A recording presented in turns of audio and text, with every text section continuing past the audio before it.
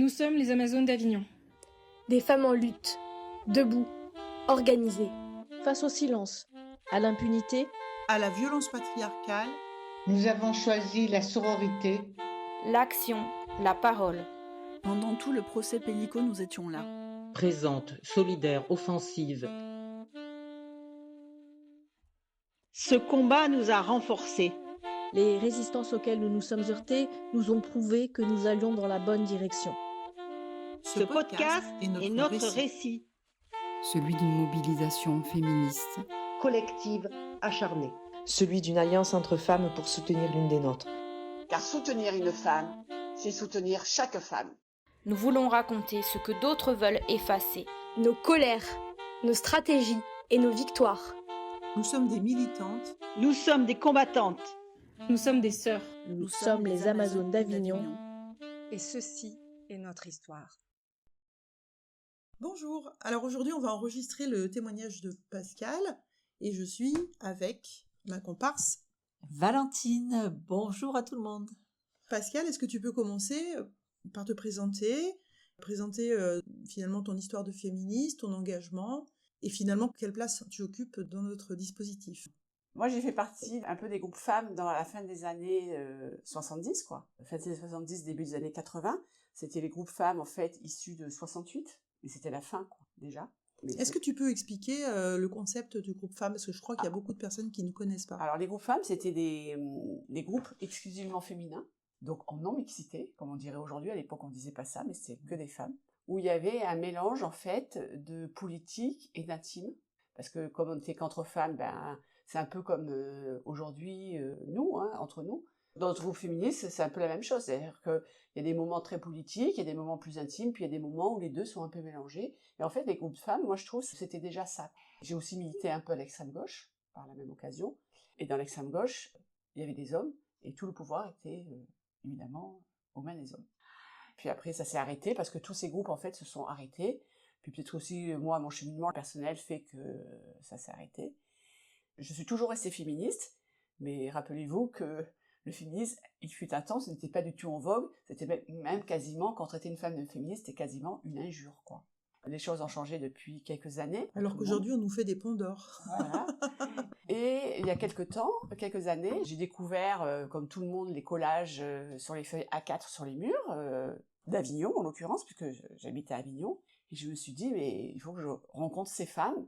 Et je dis, un jour ou l'autre, je vais croiser des femmes qui collent et je pourrais les rencontrer. Mais je suis couche tôt, donc je n'ai jamais rencontré de colleuse. Et dans toute cette période, c'est-à-dire entre ta jeunesse, parce que c'était la jeunesse, ouais, j'avais entre 17 et 20 ans. Tu as le même âge que moi. Entre 17 et 20 ans. Voilà. Et il s'est rien passé, c'est-à-dire tu n'as plus milité, tu as fait ta vie, voilà. marié, alors j'avais toujours mes idées féministes, enfant, etc.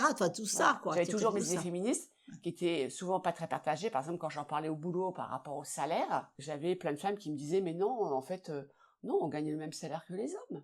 Voilà, y compris après quand j'étais fonctionnaire.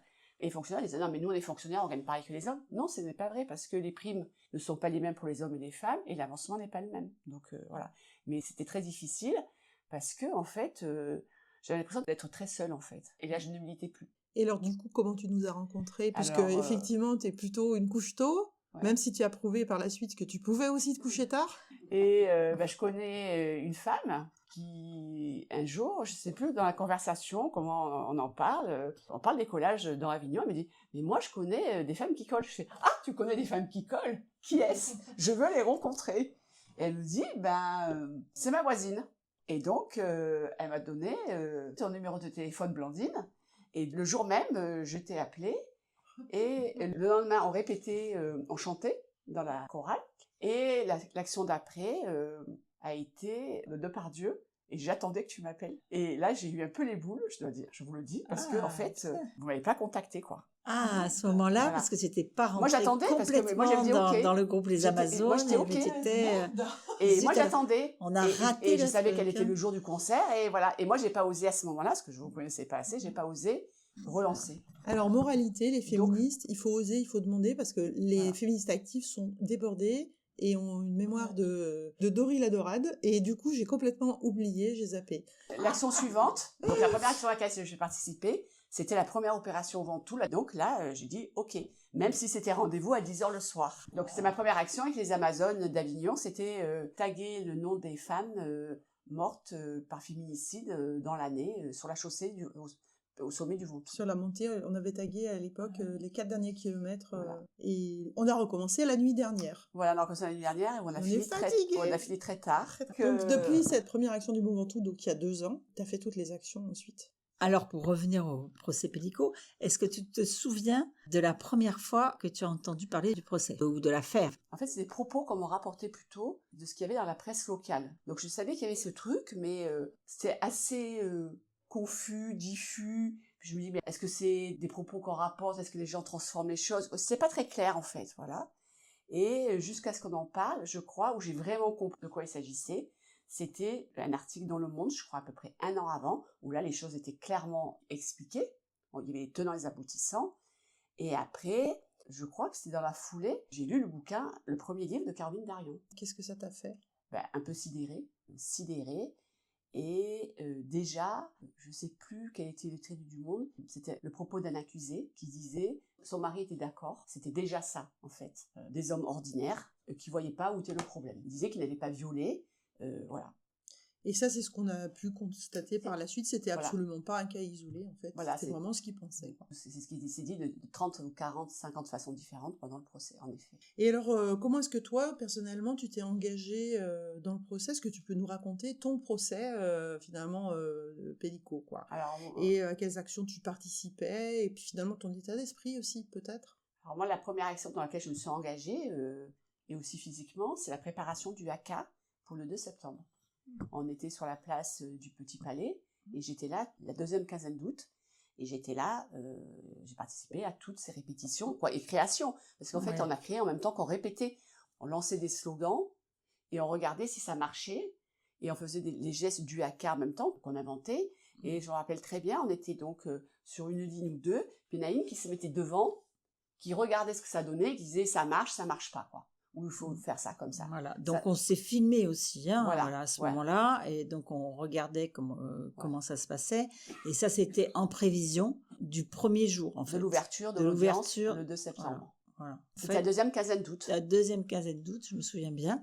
C'était Lilou qui était très très active, donc on était plusieurs là à avoir mis les choses en place à ce moment-là. Et j'ai trouvé cette idée de faire une manifestation sous cette forme, en fait, plutôt que de crier des slogans uniquement, de faire cette forme-là. J'ai trouvé que c'était une superbe idée et que ça changeait de ce qu'on voyait d'habitude. C'était vraiment puissant. Voilà. Et que c'est un engagement aussi physique du corps.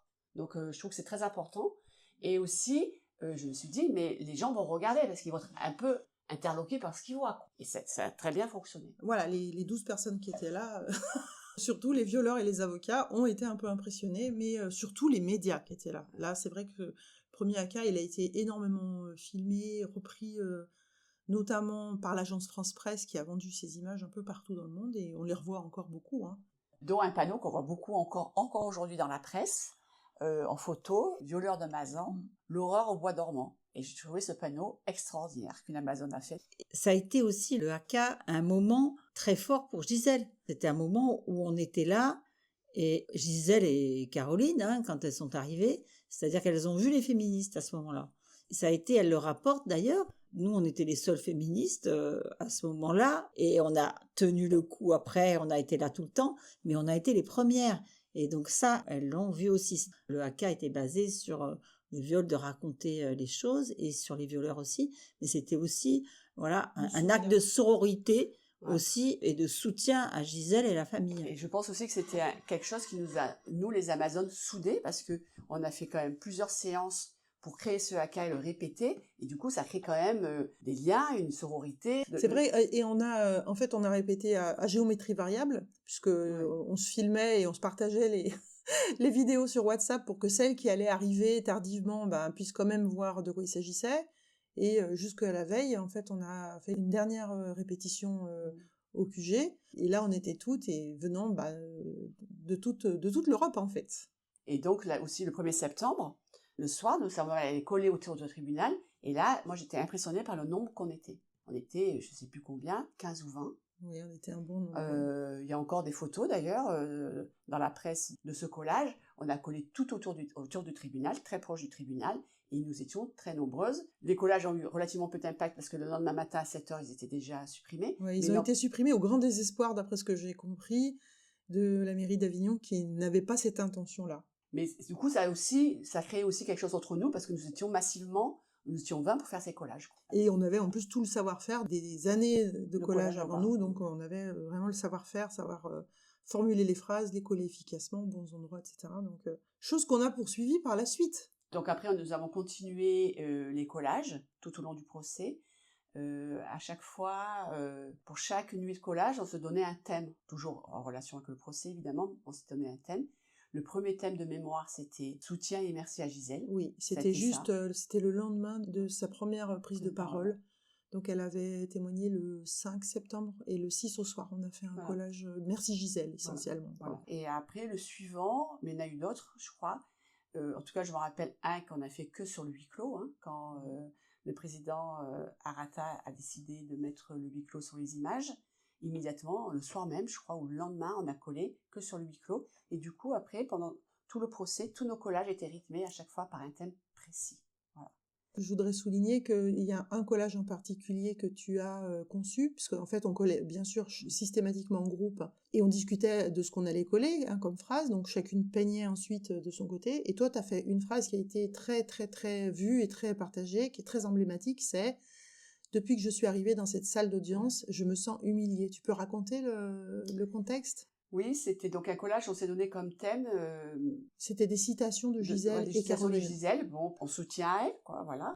Et je crois que c'était sa première prise de parole où elle a dit « Depuis que je suis entrée dans cette salle d'audience, je me sens humiliée ». Et est-ce que tu peux ensuite raconter ce qui est advenu de ce collage ? Donc ce collage, on l'a collé dans une rue qui mène au tribunal et la presse a pris en photo Gisèle devant ce collage. Attends, en fait, ce qui s'est passé le lendemain de ce collage, qui était quand même vraiment magnifique, c'était sur un restaurant qui a fait en sorte que les collages ne soient pas détériorés. Et bien, dès le lendemain, moi j'étais sur les lieux, parce que j'avais un rendez-vous presse, pour montrer les collages, mais celui-ci en particulier. Et à ce moment-là, il y a Gisèle qui est arrivée. Et je l'ai vue, les yeux s'écarquillaient, donc je lui ai dit que c'était nous qui avions fait cette phrase et que la femme qui avait peint s'appelait Pascal, je lui ai dit ça.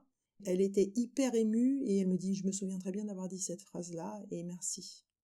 Et donc je l'ai prise en photo devant ce collage-là. Ça, c'était hyper émouvant et c'est une photo qui a vraiment, là pour le coup, elle a vraiment fait le tour du monde. Je me rappelle aussi notre collage au début, c'était toujours par rapport au huis clos, où on a fait un collage sur le thème « La honte a changé de camp ». Parce que, contrairement à ce qu'a affiché le Festival Avignon pendant le mois de juillet, devant la lecture du procès Pellico, qui a eu lieu, je crois, le 18 juillet, ils ont mis une grande banderole sur la façade du cloître en disant « La honte doit changer de camp ». Pour moi, ce slogan est déjà obsolète, parce qu'avec Gisèle, elle a déjà changé de camp, au moins symboliquement, mais il faut quand même savoir que de nombreuses femmes, durant les 4 mois du procès, pour lesquels il y a eu des procès où leurs violeurs ont été jugés, déjà pendant le procès, il y a des femmes qui ont revendiqué de ne pas vouloir le huis clos. Grâce à Gisèle. Grâce à Gisèle. En plus, en se référant à Gisèle. En se référant à elle. Donc pour moi, la honte, même si évidemment tout n'est pas terminé, le travail, loin de là, mais la honte, au moins symboliquement, a déjà changé de camp grâce à Gisèle. Donc on a fait un collage aussi, il me semble, là-dessus. Ensuite, il y a eu la réinstauration du huis clos. On est devenu un peu vénère. Qu'est-ce qui s'est passé à ce moment-là ? Moi, je me rappelle très bien, c'était un jour, je pense que c'était un jeudi, après-midi, j'étais au travail, et j'avais une petite fenêtre X pour suivre le procès, puisqu'il y avait des journalistes, toutes des femmes d'ailleurs, qui retransmettaient en direct le procès, ce qui se disait. Et là, je vois que le président a instauré tout seul le huis clos sur les images. C'était vers 5h, je crois, et ça m'a beaucoup énervée. Je ne vais pas partir du boulot de suite, mais là, j'étais très énervée. Je suis partie du boulot, je me dis, je passe au tribunal. J'ai pris mon vélo, 5 minutes après, j'étais au tribunal, et je suis rentrée dans le tribunal pour voir ce qui se passait. Il n'y avait plus personne, plus de journalistes, l'audience avait été déjà élevée depuis un petit moment, et j'ai croisé Antoine Camus et Stéphane Babonneau qui étaient tout seuls dans le hall. Les deux avocats de Gisèle Pellico. Voilà. Je vais vers Camus, je lui dis mais qu'est-ce qui se passe là ? Donc il m'a expliqué. Lui était très optimiste sur la levée de ce huis clos. Le huis clos ne tenait pas juridiquement. Vendredi, le samedi, nous avons un peu les Amazones échangé entre nous pour savoir ce qu'on faisait, et nous avons décidé de faire une grande banderole sur les remparts pour protester contre le huis clos. Donc on n'a pas une banderole non au huis clos, soutien à Gisèle, que nous avons mises sur les remparts. C'est les 2 premières banderoles que nous avons mises sur les remparts. En fait, on avait mis une première banderole le 2 septembre, souviens-toi Pascal, on était toutes les deux, qui était de petite taille par rapport aux suivantes, puisqu'elles faisaient seulement 6 ou 7 mètres, alors que les suivantes faisaient plutôt une dizaine de mètres à chaque fois. Et donc là, soutien Gisèle, non huis clos, on avait 2 banderoles d'une dizaine de mètres chacune. Voilà, donc on pensait qu'elles n'allaient pas rester longtemps. Et un employé de la mairie a voulu les enlever le lundi matin. J'étais avec Aurore à ce moment-là, une des Amazones. Nous sommes allés voir l'employé de mairie qui nous dit très ennuyé. Il avait déjà son camion, sa lance, prêt à enlever la banderole, qui nous dit très ennuyé. C'est pas moi qui décide, mais on me demande d'enlever les banderoles. On lui dit ah bon Et là, avec Aurore, on a l'idée, on avait des fumigènes, on sort 2 fumigènes. Nous étions 2. Et l'employé de mairie a pris peur, a appelé son chef devant nous. Il a dit oui, il y a des manifestantes, tout ça. Et son chef lui a dit ne fais rien. Nous étions 2. Voilà la force que nous avions à 2. Vous étiez 2, c'était vers 10h, quelque chose comme ça. Dans la matinée. Et ensuite, et en fait, la matinée. Voilà, Valentine et moi, on était 4, je crois, voire 5. Moi, je suis allée chercher Gisèle quand elle est sortie du tribunal. Je suis allée lui montrer la banderole. Elle était hyper contente. C'était vraiment la première fois qu'elle voyait notre travail de banderole. Ensuite, je suis allée chercher la presse et à 4 ou 5, on a brandi des fumigènes et on a changé le game en fait. C'est à ce moment-là que toute la presse a repris le truc. Voilà, à ce moment-là, on a eu la presse et les caméras qui nous ont regardés. Parce que dès qu'on est là et qu'on met des fumigènes devant une banderole, là, il y a des images et là, la presse est là. Du coup, ils tournent leur caméra et ils sont devant nous. Voilà, donc, alors, je voudrais dire que ce huis clos, en fait, l'enjeu, le huis clos que le président a instauré sur les images, c'était aussi pour les journalistes. Du coup, je me suis dit, mais si les journalistes ne voient pas les images, ils ne pourront pas les décrire. C'était la fin de la médiatisation. Complètement. C'est-à-dire qu'eux ne pouvaient plus témoigner que sur les vidéos. Gisèle était inconsciente, comateuse. Le procès tenait que sur les images. Oui, c'était une OPA, en fait. Voilà. Les journalistes ne voyaient plus les images. Le couvercle la presse ne pouvait plus rien dire. En fait, le truc, c'est que on peut pas penser que les journalistes ou le public venaient pour voir des vidéos de viol. Je crois qu'il faut quand même être clair là-dessus. En revanche, c'est clair que s'il y a plus d'images, si c'est que de la lecture de documents, il suffit de suivre Juliette Campion sur Twitter et ça suffit, quoi. Ou Marion Dubreuil. Et donc, en fait, ils sont tous repartis, d'ailleurs, à partir du moment où le huis clos a été remis, tout le monde est reparti, les médias sont repartis, il n'y avait plus de public, etc.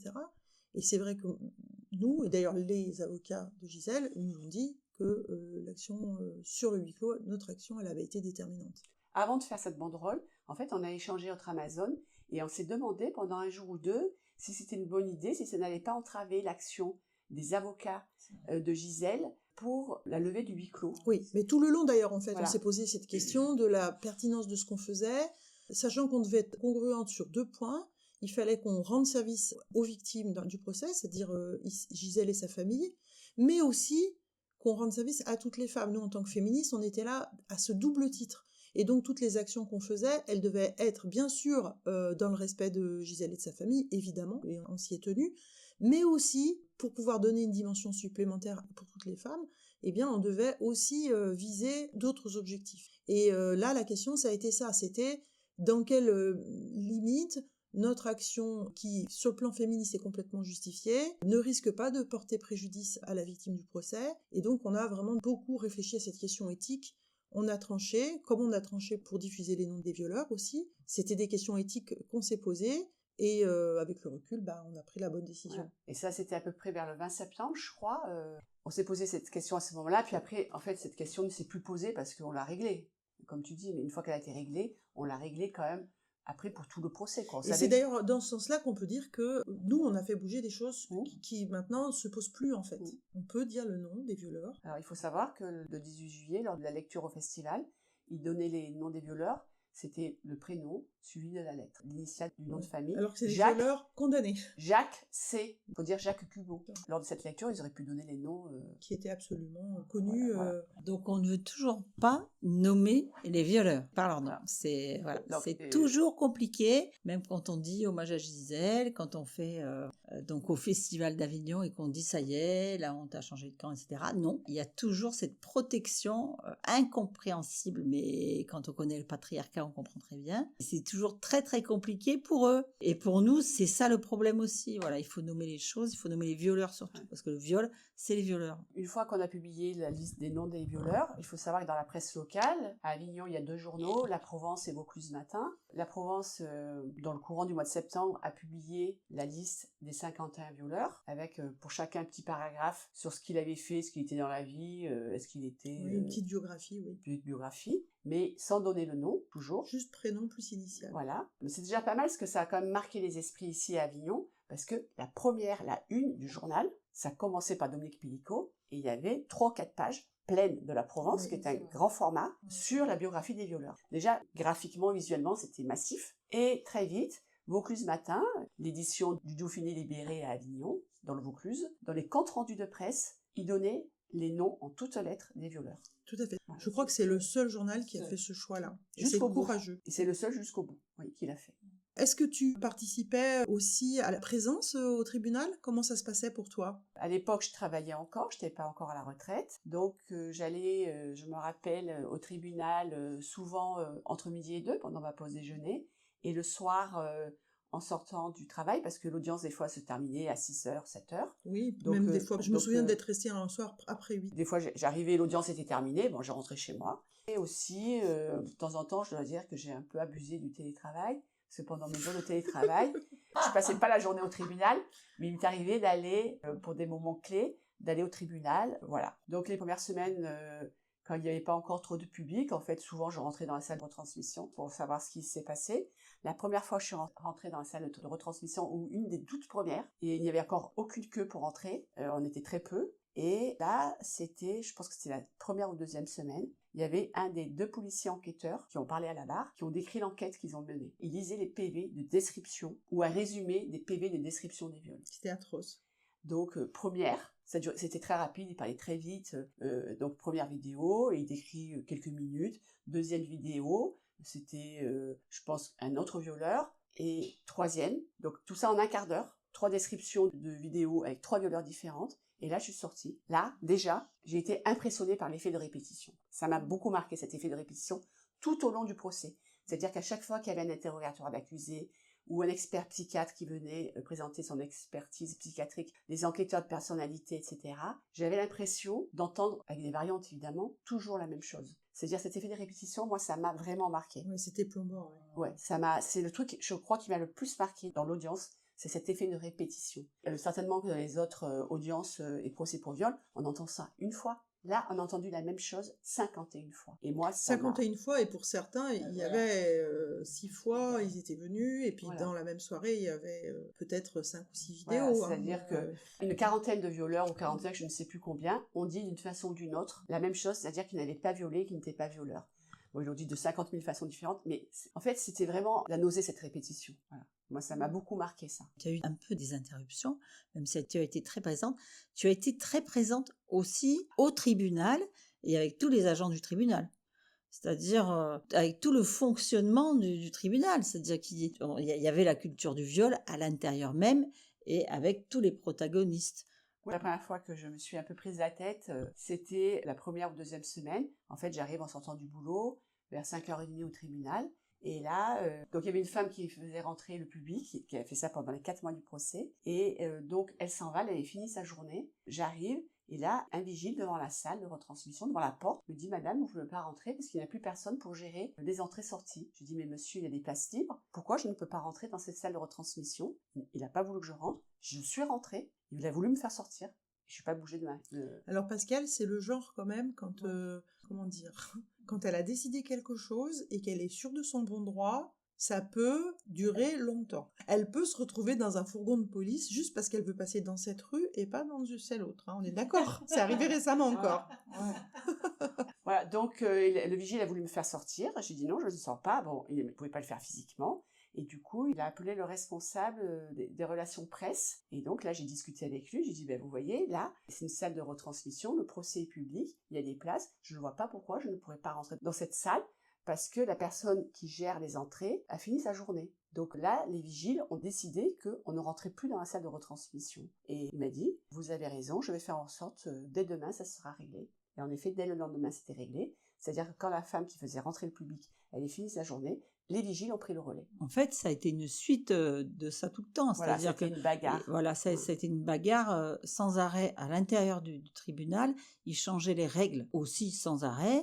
Nous, derrière, on essayait d'adapter et ces règles étaient vraiment en défaveur du public. Donc, on essayait, nous, de faire entrer toutes ces femmes. Certaines avaient pris des jours de congé, donc le public a été vraiment très, très malmené. Et on a été au contact avec ces femmes et pour essayer d'avoir un maximum de personnes dans cette salle de retransmission qui était déjà petite et occupée très souvent par la presse aussi. Donc, ça a été très, très compliqué, en fait. Oui, tout à fait. Moi, ça fait partie, en fait, en plus de ce qui se passait à l'audience, de ce qu'on pouvait entendre dans la salle de retransmission ou dans la presse aussi, hein, parce que je lisais la presse, j'écoutais la radio, donc voilà, ça avait aussi un impact. Mais cette façon dont on nous a traités comme public de la salle de retransmission, ça a vraiment eu un impact sur moi, hein, parce que ça a duré 4 mois. Hein. C'était du mépris, c'était de l'infantilisation, tout à fait. C'était des violences inutiles. Et je pense que en plus, le tribunal, quand je dis tribunal, c'était aussi les vigiles de la sécurité privée qui faisaient la sécurité. En fait, je suis sûre qu'on nous a traités comme ça, parce que nous étions 95% de femmes, voire 99%, dans cette salle de retransmission ou dans la file d'attente. Je suis sûre que si ça avait été que des hommes, ils nous auraient absolument pas traités de la même façon. Même le personnel, parce que moi j'ai eu affaire à l'huissier aussi. Voilà, on était des personnes qui dérangeaient parce qu'on remettait les choses en cause en fait, et on essayait de faire entrer toutes ces femmes qui venaient et qui avaient toute leur place. Et puis aussi, on était les féministes, et ils avaient pas un peu peur de nous quand même. Hein. On avait nos t-shirts violets, les femmes venaient nous voir, et en fait, ils voulaient nous diviser, ils voulaient tout simplement nous affaiblir. Et même à un moment, donc, il y a eu cette fameuse règle des 2 féministes dans la salle. 2 féministes dans la salle. Pas plus. Donc là, pas plus. Oui, je ferai rentrer 2 féministes dans la salle. Pardon, ça s'appelle une discrimination, madame, vous n'avez pas le droit. Et puis, évidemment, ça s'est arrêté. Mais voilà, ça donne un exemple de petite vexation ou grande privation de liberté qu'on a subi pendant ces 4 mois et on a tenu bon. Et c'est vrai qu'on était le poil à gratter. On s'est battu sur les toilettes, on s'est battu sur le fait de pouvoir parler dans la salle des pas perdus, on s'est battu sur tellement de choses. Et effectivement, en plus, ils avaient quand même pas toujours gain de cause, hein, parce qu'il y a des lois quand même. On peut pas dire si t'es féministe, tu rentres pas dans la salle. Non, il y a une loi contre ça. Oui, ça serait à recommencer. Rétrospectivement, je me dis que nous, on aurait dû instaurer une liste d'attente ou des tickets pour que les femmes qui venaient et qui faisaient la queue pendant des heures s'inscrivent sur la feuille et puissent pendant ce temps aller au bar et aller manger un morceau plutôt que de rester dans cette file d'attente pendant des heures. On aurait pu instaurer nous-mêmes un système de tickets ou de noter des noms sur les papiers. C'était pas notre rôle. Moi, j'ai regretté après coup de ne pas l'avoir fait. Après, tout ce qui était organisation, en fait, ils ont dit que c'était pour des raisons économiques, parce que c'était la première fois, parce que, voilà, ils n'avaient pas l'habitude, ils n'avaient pas suffisamment d'argent. Donc, ils nous ont mis chaque fois ça en face, hein. À chaque fois qu'on disait quelque chose, ils disaient, non, on n'a pas les moyens, on est obligé de faire petit, c'est nouveau pour nous, peut-être la prochaine fois, on fera mieux. Enfin, on a eu ce genre de discours, tout le long, alors que c'était pas une question de moyens, quelquefois. Enfin, déjà pour les toilettes, ça était juste une question de coller une affiche sur les toilettes. Donc, c'était homme ou femme. On en a parlé déjà des toilettes dans les podcasts, donc je ne vais pas revenir là-dessus. Mais c'est une question de volonté et d'organisation minimum. C'est pas une question de moyens. Il y a des questions de moyens, c'est sûr. On le sait avec la justice comme dans d'autres choses. Mais là, c'était une question de volonté. Parce que la culture du viol, elle est aussi dedans. Voilà. Donc, les femmes silenciées, on l'a bien vu.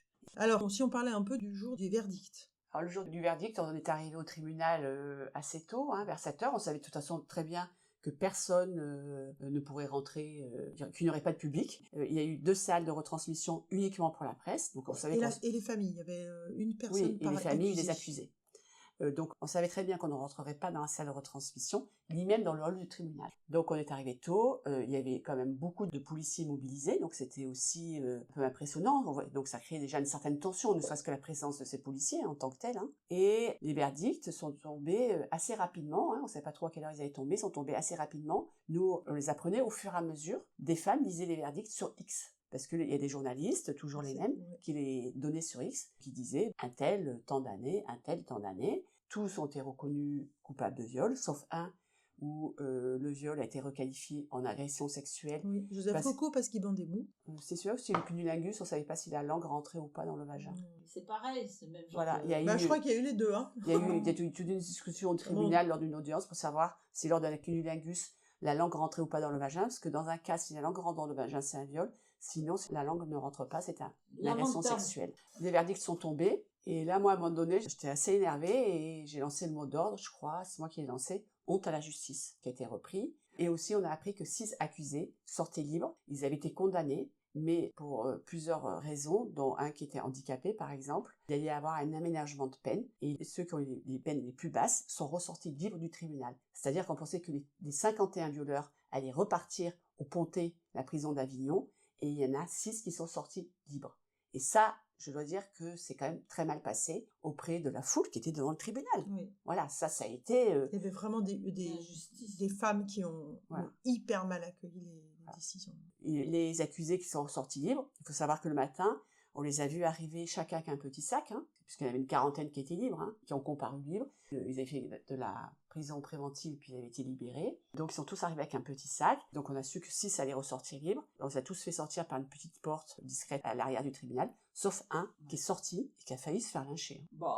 Il a été quand même très malmené, le type. Par un homme. C'est pas du tout les Amazones. C'était mais pas les après, femmes. Quelle idée de sortir devant le tribunal. On était quand même... En fait, c'est cohérent avec le fait que ces hommes, tous les jours, ils nous faisaient des doigts d'honneur, ils nous faisaient des signes. Donc ils sont tellement sûrs d'eux qu'ils sortent alors qu'il y avait une foule quand même assez excitée et assez énervée. C'était très dense, on pouvait pas marcher. Le problème, c'est qu'il est sorti masqué. Oui, parce que quand même, peut-être le courage de sortir, mais quand même pas démasqué. Faudrait quand même pas qu'on voit son visage. Voilà, donc ça a été quand même un moment très fort, parce que c'est l'aboutissement de 4 mois de présence quasi quotidienne au procès. Il faut savoir qu'en mangeait procès, on parlait procès. Des fois, entre nous, on se disait, quand on se retrouvait en dehors du tribunal, on se disait, bon, ce soir, on parle pas du procès. En fait, on ne parlait que de ça. On n'arrivait pas. Voilà. Moi, je me rappelle très bien, je m'endormais chez moi, je pensais au procès, je me réveillais le matin, je pensais au procès, j'ai fait des rêves sur le procès, j'ai fait des cauchemars sur le procès. En fait, pendant 4 mois, on a baigné dans le procès. Donc là, c'était la fin, et en plus, c'était le jour quand même, il y avait une extrême tension entre le monde qui avait, même les journalistes qui avaient du mal à entrer dans le tribunal, la foule qui était devant sur les marches du tribunal. Les médias du monde. Voilà, il y avait 300 médias, je crois, il y avait beaucoup de policiers, il y avait une extrême tension. Donc nous, le lendemain, le 20 décembre, nous avons fait une manifestation pour clore cet épisode, en fait, et notre mobilisation de chaque instant dans le procès. Donc on a fait une manifestation à laquelle 200 Espagnols nous ont rejoints. Ça a été aussi un moment un peu de clore le procès, et c'était quand même un moment beaucoup plus détendu, même si on a fait des discours, on a fait des prises de parole, où on était énervés, très énervés, mais c'était quand même un moment pour clore cette histoire. Voilà. Et donc là, je voulais rebondir sur la sororité. C'est un peu un moment où on s'est retrouvés aussi avec des Espagnols qui sont venus pour nous soutenir en France, en fait, parce qu'on a eu très peu de soutien des féministes françaises.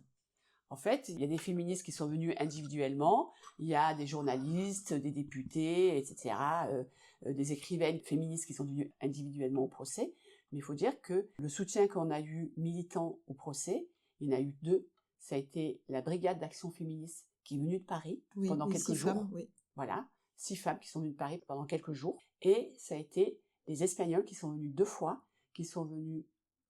le 18 octobre pour la première fois. Qui sont venus la première fois le 18 octobre, avec... Elles étaient une dizaine. Voilà, une dizaine. Elles sont venues à 2 voitures. Et le 20 décembre, où elles sont arrivées à 200 de toute l'Espagne. Il y en a même qui arrivaient des Canaries en car. Voilà, ça a été les 2 seuls soutiens d'organisations féministes extérieures à Avignon qui sont venues nous soutenir. Sachant qu'elles sont venues vraiment pour nous soutenir parce que elles savaient que le procès était fini, donc elles sont réellement venues parce qu'il y avait un élan de sororité finalement ce 20 décembre. Et c'est aussi là, Aurélia Jarry, une chorégraphe, a fait pour la première fois un hommage dansé à Gisèle devant le tribunal le 20 décembre. Et moi, je l'ai pris aussi pour nous aussi. C'était pour Gisèle d'abord, mais nous aussi, c'était quelque chose pour nous faire du bien. C'est vrai. Voilà. C'est ce qu'elle a dit d'ailleurs, Aurélia. Oui, c'est vrai. C'était très beau. Et en fait, c'est vrai que cette manifestation du 20 décembre, quelques centaines de femmes ensemble qui essayaient de tirer du beau de toute cette horreur, de tous ces mois de stress et d'infamie, et ben c'est vrai que c'était un beau moment. Et on en avait besoin. Et si on fait maintenant un petit peu un saut dans le temps, aujourd'hui, comment tu te sens quand tu repenses au procès? J'ai un peu de mal en fait C'est dur quoi, c'est un peu dur pour moi J'ai tendance à mettre un peu le procès à distance, je veux plus trop en entendre parler, parce que c'était un moment dur quoi, et j'ai envie un peu de passer à autre chose, ce qui m'a pas empêché de participer à une action qu'on a fait il y a quelques jours, lors du festival, à propos de la lecture du procès Pellico, mais j'ai un peu de mal, pour moi j'ai envie de tourner la page quoi. Ouais, c'est douloureux. Ouais, c'est dur, quoi. C'était un moment dur. Et est-ce que tu gardes aussi quand même des choses positives? Alors oui, je pense que ça nous a beaucoup soudés. Voilà. C'était quand même un grand moment de sororité. Ça nous a beaucoup soudés entre nous. Je pense qu'on le sent évidemment encore aujourd'hui. Quelques femmes nous ont rejointes pendant le procès, puisqu'elles nous ont découvertes à ce moment-là. Voilà, ça crée des liens plus forts entre nous, je pense. Est-ce que tu as envie de dire autre chose dont on n'a pas parlé? Par exemple, les médias, est-ce que tu as envie d'en parler? Moi, je trouve qu'il y a quelque chose qui n'est pas du tout apparu dans la presse, qui moi personnellement m'a beaucoup marqué lors des audiences. Faut savoir que pour chaque accusé, il y a d'une part une enquête de personnalité et il y a des témoins qui sont appelés par le tribunal à témoigner. C'est les proches des accusés. Ça peut être les parents, les frères et sœurs, les enfants, et systématiquement toutes les conjointes ou ex-conjointes ont été appelées à témoigner à la barre. C'est pas témoigner en faveur ou en défaveur, c'est simplement à témoigner. Et moi j'étais estomaquée, je le savais, mais là je l'ai entendu. En fait, à chaque compagne ou ex-compagne, le président posait des questions sur leur sexualité avec l'accusé, qui était leur conjoint. Et alors, mais ça allait assez loin. La fréquence des rapports sexuels, est-ce que vous avez une sexualité normale? Qu'est-ce que ça veut dire une sexualité normale? Je me rappelle très bien une femme de Bédouin qui a répondu, oui, on avait une sexualité normale, moi dessous, lui dessus. Voilà. Moi, quelle que soit la sexualité, quelle que soit la sexualité des accusés avant les faits, en fait, n'a aucune importance pour moi, quelle que soit leur pratique sexuelle, la fréquence sexuelle. Ou l'absence de pratique, d'ailleurs. Ou l'absence de pratique, le nombre de partenaires. Ça justifie jamais un viol. Le nombre de partenaires. Est-ce qu'ils avaient des relations sexuelles en plus des relations avec leurs femmes? Mais on s'en contrefiche. Oui, c'est pas le seul truc qui est intéressant, ils sont là, accusés de viol. C'est ça qui est intéressant. Pourquoi on va chercher alors, c'est sous prétexte d'avoir l'environnement de... On aurait peut-être été intéressé de savoir si éventuellement c'était des violeurs dans leur vie familiale aussi. Ce qui était le cas. C'était souvent le cas d'ailleurs. Parce que moi j'ai assisté à des audiences de 2 accusés qui ont décrit des pratiques sexuelles avec leur femme, dont l'un qui a dit « J'avais l'habitude de pénétrer ma femme pendant qu'elle dormait. » Voilà. Donc ça s'appelle un viol. Donc il décrit un viol fréquent, un viol conjugal répété à la barre du tribunal. J'étais estomaquée, quoi. Et personne n'a rien. Personne n'a rien. Et un autre aussi, je sais plus ce qu'il disait. Là, j'ai un peu oublié, mais c'était aussi, il décrivait des viols avec sa femme ou pas, je sais plus. Et voilà, mais en tout cas, il parlait de viols. Et ça, évidemment, pour lui, c'était pas des viols, C'est pour ça qu'il en parlait. S'il avait su attends, il y a viol et viol quand même, Voilà. S'il avait su que c'était des viols, évidemment, il aurait pas dit ça comme ça. On voyait des fois leurs avocats trépigner derrière. Parce que c'est d'une connerie. Ils étaient pas tous très bons quand même, les avocats. Les avocats qui trépignaient parce qu'ils entendaient ce que disaient leurs clients.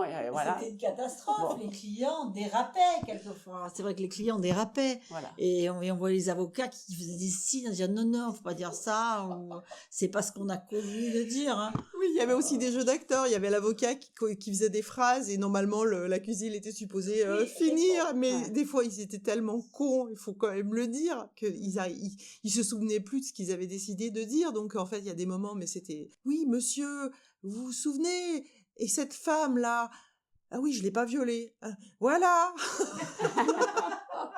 C'était fort. Et là on était prêt à lui donner la Légion d'honneur, il avait pas violé. Puis il faut penser à ces femmes, qu'elles soient toujours en couple avec les accusés ou pas, On leur a posé de nombreuses questions sur leur sexualité avec l'accusé. Imaginez-vous rendre compte de la sexualité avec votre conjoint ou ex-conjoint à la barre d'un tribunal avec 300 médias qui suivent le procès en public. Ouais, c'était le procès public. Et c'est une humiliation aussi pour ces femmes. C'est une humiliation. Elles n'avaient aucune aide juridique, rien du tout. Elles arrivaient. Il y en avait une qu'on a accompagnée qui avait pris une avocate, mais la plupart n'avaient rien. Et elles étaient complètement perdues. Voilà. C'était horrible. Et aussi les mamans. Parce qu'ils ne faisaient jamais témoigner les pères, mais les mères à chaque fois. Et les mères, elles s'excusaient. C'était horrible. Il faut savoir que les pères souvent disparaissent de la circulation. Par exemple, j'ai assisté une fois à une audience. La mère, elle témoignait, elle s'excusait. C'était vraiment affreux. Et le père, il était derrière moi dans la salle de retransmission. Moi, par rapport aussi à cette histoire de sexualité, j'ai assisté à l'audience où la femme d'un accusé expliquait qu'elle avait perdu son père ou sa mère, je ne sais plus. Elle a fait une dépression suite à ce décès et que donc pendant plusieurs mois, elle n'a pas voulu avoir de relations sexuelles avec son mari. Et c'est à cette époque-là que son mari a violé Gisèle Pelicot et elle s'est excusée à la barre auprès de Gisèle Pelicot. Je l'ai entendu. En disant... S'il avait été satisfait, il vous aurait pas violé. Voilà. Et ça a été quand même... J'en ai pleuré. Voilà. Et très rapidement, il y a un des avocats de Gisèle Pelicot qui a répondu, qui a dit « Gisèle Pelicot vous fait dire que vous n'y êtes strictement pour rien si votre mari l'a violée. » Et finalement, qu'est-ce que ces 4 mois ont changé en toi, sur le plan personnel et ou sur le plan féministe? Quel bilan tu en tires? Et ce qui m'a marqué dans le procès, c'est que donc la file des femmes, comme tout le monde le sait, s'est agrandie de jour en jour, de semaine en semaine pour devenir vraiment énorme. Une masse de femmes qui venaient assister au procès d'Avignon, des alentours d'Avignon, de l'autre bout de la France, de l'autre bout de l'Europe. Et à un moment donné, j'ai pris conscience, ça n'a pas été immédiat, quand on voyait l'importance que ça avait pour ces femmes de venir assister au procès. Et là, je me suis dit, mais en fait, toutes ces femmes qui sont là, ou quasiment toutes, ont été d'une façon ou d'une autre victimes de violences sexuelles. Et pour moi, c'est une évidence que toutes les femmes qui étaient là savaient pourquoi elles étaient là. Et elles savaient qu'elles auraient pu, ou elles pourraient être un jour à la place de Gisèle. Oui, Voilà. il y avait une forte identification Voilà. des femmes à Gisèle. Parce Et que... d'ailleurs, elles attendaient, quand il y avait la fin de l'audience, Oui, elles attendaient que Gisèle passe. apparaisse pour la voir, pour des fois lui glisser un mot, voilà. Parce que toutes les femmes qui étaient là savaient que ce que Dominique Pelicot et tous les autres accusés ont fait à Gisèle, que ça, leur conjoint aurait pu le faire, ou pourrait le faire. Même si elles ont un conjoint très bien, mais en fait, on est tellement, nous les femmes, imprégnées depuis qu'on est toutes petites par la réalité des violences, de la misogynie évidemment, et aussi des violences sexuelles d'une façon ou d'une autre, qu'on sait très bien qu'on aurait pu toutes être à la place de Gisèle. À la différence, évidemment, c'est l'énorme différence avec les hommes qui étaient dans la file d'attente. Les hommes qui étaient dans la file d'attente ne s'identifiaient pas et ne pouvaient pas s'identifier à Gisèle. Alors toutes les femmes qui étaient là, elles s'identifiaient à Gisèle. Oui, c'est vrai. Voilà. Est-ce que tu as encore quelque chose à dire, si tu veux t'adresser aux femmes qui nous écoutent, par exemple? Je ne sais pas si quelqu'un a déjà parlé, c'est que on n'attendait pas du tout Gisèle comme on l'a eu très rapidement dès la première semaine du procès. On ne s'attendait pas du tout à ce que Gisèle Pelicot et cette posture soit présente tous les jours à l'audience, soit là, droite, pendant tout le procès. En fait, non seulement elle était droite, mais elle s'est redressée. Voilà, parce que le premier jour, c'était terrifiant de la voir à quel point elle était... Elle est arrivée les premiers jours avec les lunettes de soleil, très vite elle a enlevé les lunettes de soleil. Voilà. Ouais. Très vite elle a enlevé les lunettes de soleil, c'est-à-dire qu'elle a dit bah, maintenant on va me voir, alors qu'avant elle cachait ses yeux. Et je vais parler. Voilà. Et ça, on s'attendait pas du tout à ça, on la connaissait pas, mais on savait que c'était une femme, j'allais dire, ordinaire. C'est pas du tout une femme féministe. Et en fait, dès les premiers jours, elle a eu aussi une posture et un discours féministe. Oui. Et on ne s'y attendait pas du tout. Elle nous a bluffés. Gisèle nous a bluffés. Eh bien, on va s'arrêter là. Merci Pascal, merci Valentine. Et merci à toutes. Rejoignez-nous. Merci. Merci à toutes. À bientôt. Vous avez écouté Les Voix des Amazones d'Avignon, Justice pour Gisèle, Justice pour toutes. Notre voix pour la mémoire des luttes, notre sororité comme arme, notre force contre le patriarcat. Nous n'avons rien cédé et nous ne céderons rien. À bientôt pour un prochain épisode.